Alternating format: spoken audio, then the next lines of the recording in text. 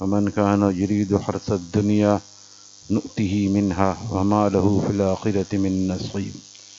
جو شخص آخرت کی کھیتی کا طالب ہوگا ہم اس کو اس کی کھیتی میں ترقی دیں گے۔ اور یہ اللہ تعالیٰ کا وعدہ ہے، نزد لہو فی حرثہ، ہم اس کی کھیتی میں ترقی دیں گے۔ اللہ تعالیٰ کے ولایت خاصہ کے اعلیٰ مقام پر وہ پہنچ جائے گا۔ اور لیکن اس کے مقابلے میں جو دنیا کی کھیتی کا طالب ہو ہم اس کو کچھ دنیا دے دیں گے، کچھ دنیا دے دیں گے، نؤتہ منہا اس میں سے کچھ دنیا اس کو دے دیں گے۔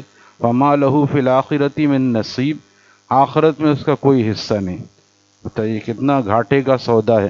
اگر دنیا مل بھی گئی تو تھوڑی سی ملے گی، اور بہت تھوڑی سی مراد اگر ساری دنیا بھی مل جائے تو وہ مچھر کے پر سے بڑھ کر تو نہیں، سب کو چھوڑ کے جانا ہے۔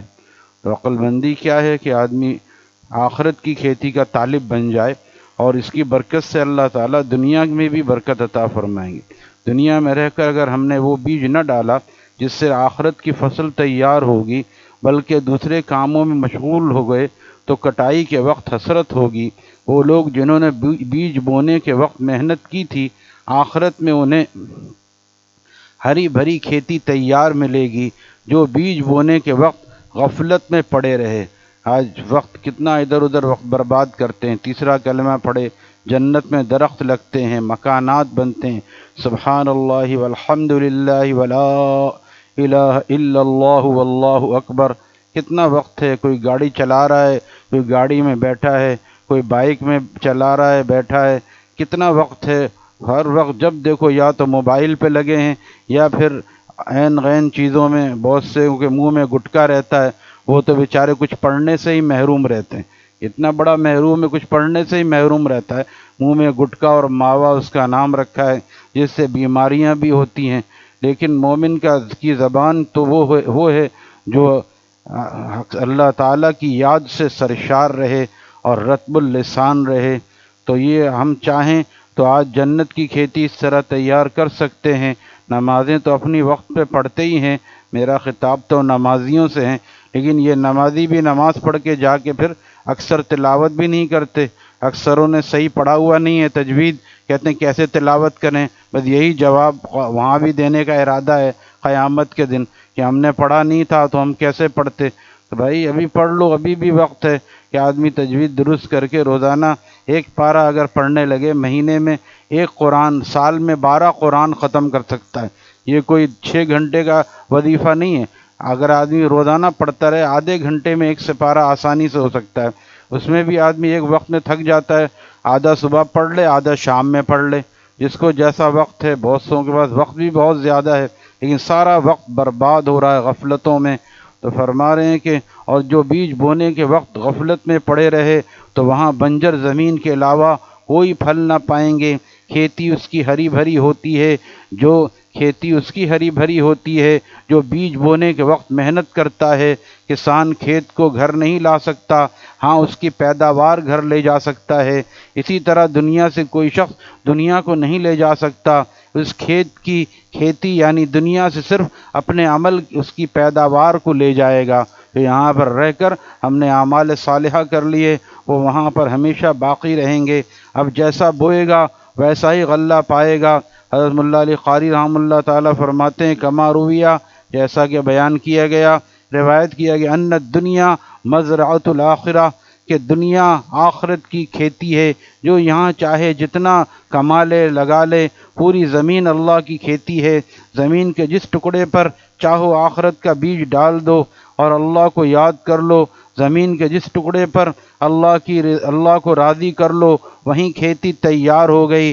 حدیث پاک میں ہے کہ ایک پہاڑ دوسرے پہاڑ سے پوچھتا ہے کہ آج تم پر کسی نے اللہ کا ذکر کیا؟ وہ کہتا ہاں کیا، تو وہ خوش ہوتا ہے، جھوم جاتا ہے، اور نہیں تو پھر وہ مایوس ہوتا ہے۔ وہ زمین بھی اپنے آپ پر فخر کرتی ہے جس پر اللہ کا نام لیا جاتا ہے، جس پر گناہگار اشک بہاتا ہے۔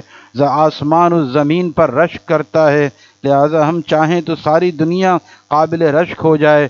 تو فرما رہے ہیں کہ دنیا معرف باللام ہے، ان دنیا میں دنیا جو ہے ان الدنیا یعنی الف لام ہے، معرف باللام ہے، اس لیے پوری دنیا اس میں شامل ہے، زمین و آسمان اور دنیا و ما فیہا، فضائیں، سمندر، یہ سب ہمارے لیے آخرت کی کھیتی ہیں کہ جس سمندر کے اوپر اور جس فضا میں چاہو سبحان اللہ کہہ دو، ہماری یہ کھیتی زمین پر، فضاؤں میں، سمندروں پر تیار ہو جائے گی، اور اس کے برعکس دنیا کی کھیتی کا بیج فضاؤں سمندروں میں نہیں بو سکتے، اس کے لیے خاص جگہ ہے۔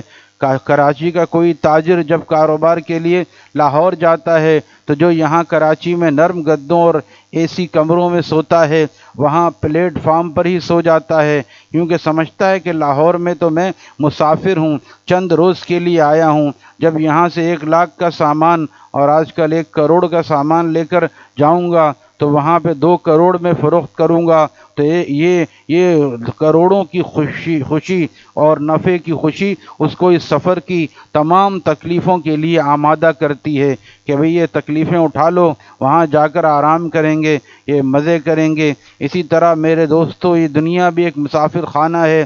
اگر نفس کہے کہ نماز پڑھنے میں تکلیف ہوتی ہے اور صبح کی میٹھی میٹھی نیند چھوڑ کر ٹھنڈے پانی سے وضو کرو گے تو اس سے کہہ دو کہ میں تو یہاں مسافر ہوں، مسافر آرام نہیں کرتا، مسافر کام کرتا ہے، مشقت کرتا ہے، مجاہدہ کرتا ہے، پھر منزل پر جا کے آرام کیا کرتا ہے۔ میں تو یہاں کمائی کرنے کے لیے آیا ہوں، بس یہاں کی کمائی آخرت میں جمع کر دو۔ نماز، روزہ، حج، زکوٰۃ، ذکر، تلاوت، گناہوں سے بچنے میں جو تکلیف ہوتی ہے، یہ سب وہ کرنسی ہیں جو آخرت کی منڈی میں چلے گی۔ جو لوگ پردیس کی کمائی وطن میں جمع کر دیتے ہیں تو جب وطن واپس آتے ہیں تو وطن کے رئیس ہوتے ہیں، وہاں شان سے جیتے ہیں اور لوگ بھی ان کی عزت کرتے ہیں اور بنگلہ بناتے ہیں، کاروبار کرتے ہیں۔ لیکن جو شخص پردیس میں خوب مال اڑا رہا ہے اور وہاں پہ عیاشیاں کر رہا ہے، شراب و کباب اور ٹیڈیوں پر مال خرچ کر رہا ہے، جب اصلی وطن میں کچھ جمع نہیں کر رہا تو جب وہاں واپس آتا ہے تو وطن کا قلاش ہوتا ہے اور بھنگی ہوتا ہے، لوگ بھی اس کو لعان و تشنیع کرتے ہیں، اتنے عرصے وہاں رہے، کیا کمایا، کیا لے کے آئے، بھائی وہیں مزے کیے، یہ سب کیا ہے؟ یہ دور اندیشی مولویوں کی طرح نہیں، اپنے ملک میں کیا لے کے جائیں گے ہم؟ جس کے لیے گئے تھے ایسا کوئی بھی نہیں ہے، کوئی بھی بے عقلا 100 میں 1 بھی نہیں ہوتا جو وہاں سارا خرچ کر کے آ جائے، اور یہاں 100 میں 90% سے زیادہ یہی کر رہے ہیں کہ سارے عیش و عشرت ہم چاہتے ہیں دنیا میں کر لیں اور آخرت کے لیے ہم نے اپنے آپ کو قلاش رکھا ہوا ہے۔ لہذا پردیس کا رئیس ہونا اور وطن کا بھنگی ہونا کس قدر بے وقوفی کی بات ہے۔ پس اگر دین پر چلنے میں کچھ نقصان بھی نظر آتا ہو یا تکلیف ہوتی ہو، اس کو برداشت کر لو۔ اپنی آرزوؤں کو اللہ تعالیٰ کی مرضیات میں فنا کرنے سے جو دل میں غم ہو، سمجھ لو کہ آخرت میں سرمایہ جمع ہو رہا ہے۔ کیوں صاحب، کو نوکری میں پریشانی نہیں ہوتی، اور اسی طرح کاروبار میں کتنے لوگ پریشان رہتے ہیں، یہاں جانا ہے، وہاں جانا ہے، کوئی رات بھر اپنی ڈیوٹی سے جا کے دوسری جگہ کام کر رہا ہے، 6-7 بجے چھٹی ہوئی، رات 1 بجے تک کام کر رہے ہیں۔ یہاں یہیں کے ایک پرچون والے ہیں، میں نے ان سے کہا فجر میں کیوں نہیں آتے؟ یعنی فجر میں آنے کا ریزن سنیں کہ دنیا کتنی کما رہے ہیں، اور ان سے پوچھا جائے کتنا آپ نے جمع کر لیا، کہاں پہ بنگلہ لیا ہے، نارتھ کراچی میں لیا ہے یا ڈیفنس میں؟ تو پھر کوئی جواب ندارد، کچھ بھی نہیں ہے، ہاتھ میں کچھ نہیں ہے اور دنیا کی محنت میں لگے ہوئے ہیں۔ تو کہتے ہیں صبح 10 بجے میں دکان کھولتا ہوں، رات میں 10 بجے بند کرتا ہوں۔ میں کہا ٹھیک ہے 10 بجے بند کرتے ہیں، 11 بجے سو جائیں، فجر کی نماز پڑھیں۔ کہتے ہیں نہیں، 10 بجے پھر بند کر کے میں سپلائی پہ جاتا ہوں، سپلائی کرتا ہوں سامان دکانوں میں، پھر 3-4 بجے گھر آتا ہوں اور 3-4 بجے پھر نماز کیسے پڑھوں، سو جاتا ہوں۔ یہ چلو بھئی اگر آپ اتنا ہی کام کر رہے ہیں 1-2 گھنٹے اور جاگ کے فجر پڑھ کے سو جائیں۔ نہیں، فجر پڑھنا کیا ضروری ہے، یہ کمانا ہی سارے اسی کھیتی میں لگا رہے ہیں جو چھوڑ کے جانا ہے۔ یہ لوگ بڑے اپنے آپ کو عقل مند سمجھتے ہیں، لوگ ان کو محنتی کہتے ہیں، دیکھو کتنا وہ محنت کرتا ہے، کیا محنت کر رہا ہے، تب وہی دوسروں کے کھیت میں بیج ڈال رہا ہے، اس محنت کو بے وقوفی کہتے ہیں۔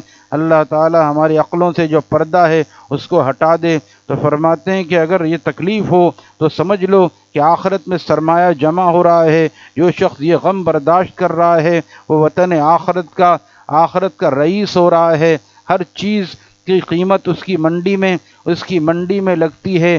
ہماری نماز، روزہ، زکوٰۃ، تلاوت وغیرہ کی منڈی یہ دنیا نہیں۔ ہم سمجھتے ہیں یہاں کیا مل رہا ہے، یہاں یہ نہیں کہ ہم نے نماز شروع کر دی، جس نے اس کی تنخواہ ڈبل ہو گئی، وہ بھی غربت تو سب کے لیے ہے، لیکن برکت کو آدمی دیکھے گا جب یہ کرے گا تو برکت کو دیکھے گا، سکون کو دیکھے گا کہ دل میں کیسا سکون آتا ہے، اور اللہ تعالیٰ زندگی میں اور ان چیزوں میں کیسی برکت عطا فرماتے ہیں۔